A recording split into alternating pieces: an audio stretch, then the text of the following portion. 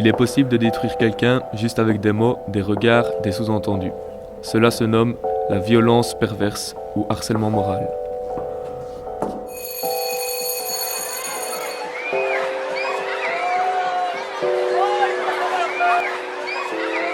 Il volait ma nourriture en disant que j'avais déjà assez mangé.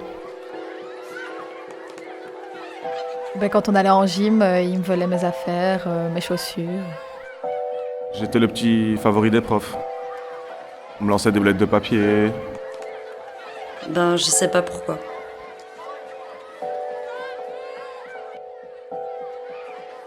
Il commençait à me pousser dans la cour. J'étais nouvelle, j'avais des lunettes. C'est à cause de ma pilosité. C'est sûrement pour ma corpulence. J'étais grosse, j'étais trop petit.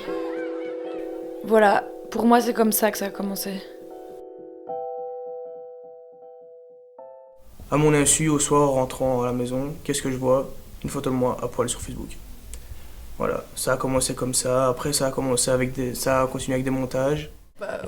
Moi, je pensais que c'était parce qu'il était nouveau, qu'il était arrivé plus tard et tout ça, donc il le taquinait normal c'est le et baptême. tout. Ouais, voilà, comme ils font avec tout le monde et tout. Mais après, Ouais, ça a commencé, les photos qu'on a vues sur Facebook et tout ça. ouais. On en rigolait, c'est vrai franchement, que sur faut le le coup, dire. c'était drôle. Franchement, les montages qu'il faisait, c'était assez comique.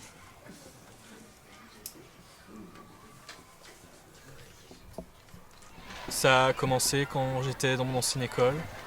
Tout d'abord, je suis arrivé comme tous mes autres camarades de classe début d'année, en septembre. On a appris que dans les vestiaires, il lui volait ses vêtements, qu'il le poussait. C'est des choses que nous, on ne voyait pas. Maintenant, oui. Et on est venu nous en parler, on a commencé à se poser des questions et on voyait que le garçon il commençait à être... Il quittait la classe comme ça en pétant les plombs et tout. Il en avait vraiment marre, le pauvre. Ouais, c'est clair. C'était quand je voulais lire un livre, j'y pensais, je pouvais pas me concentrer. En classe aussi. Les insultes, c'était gros paumé. C'était souvent sur ma corpulence, mes problèmes de santé, une vraie période de souffrance. Dès qu'on a le dos tourné, il se passe des choses, on entend des bruits mais on ne sait pas trop bien ce qui se passe. Donc il faut que cet élève vienne m'en parler pour que je puisse éventuellement essayer de lui donner des conseils. Et le conseil en général que je donne, c'est qu'il faut en parler à quelqu'un, absolument. Pour moi, le gars, au moins, je me suis dit, je vais aller le trouver parce que je commençais vraiment à en avoir ras-le-bol. Le gars, voilà, il a été réceptif, il s'excusait. Donc après, je me suis dit que, aller en parler aux profs, c'est bien, aux adultes, c'est bien, mais aller parler directement à l'harceleur, c'est peut-être encore mieux. Essayer de lui faire comprendre, comme ça, il y a un lien direct.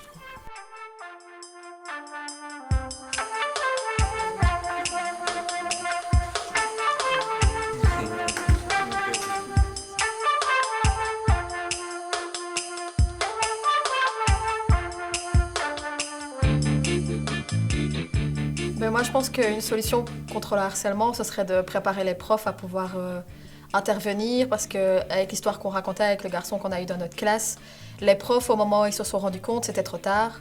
Et je pense qu'ils devraient pouvoir être capables de voir ce qui se passe et de pouvoir agir vite, parce que sinon c'est trop tard.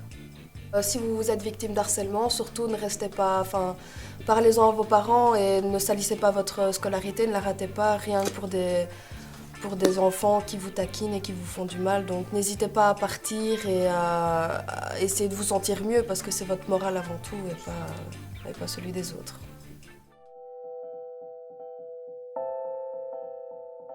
Communiquer, Se confier, Agir. Sensibiliser. apporter du soutien. Dénoncer. En tout cas, il faut que ça s'arrête.